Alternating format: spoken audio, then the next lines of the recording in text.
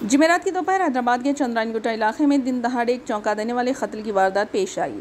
शहबाज के नाम से 30 साल शख्स पर नामालूम हमला आवारों ने मोहलिक हथियारों से वहशियाना हमला किया, जिसके नतीजे में वो मौके पर ही जान बहक हो गया।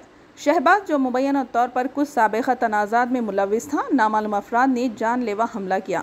हमला आवारों ने तेज़धार हथियारों से हमला किया, जिससे वो शदीद ज़ख्मी हो गए, जिसकी वजह से इनकी मौत वाक़ई हो गई। इत्तला मिलने पर हैदराबाद पुलिस फौरी तौर पर जाए वक़ू पर पहुंची और हमले के इर्द गिर्द के हालात की तहक़ीक़ात शुरू कर दी। मुतासरा की नाश को बादअज़ां बग़र्ज़ पोस्टमार्टम के लिए उस्मानिया हॉस्पिटल मुंतकिल कर दिया गया।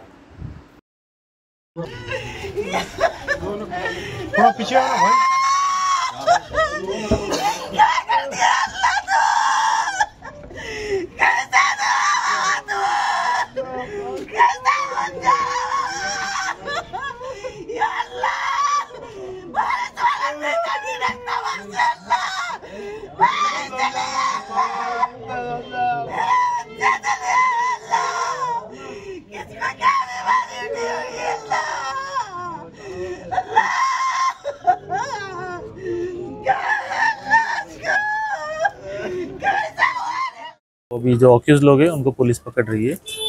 टीम्स तैयार कर दी है हमने।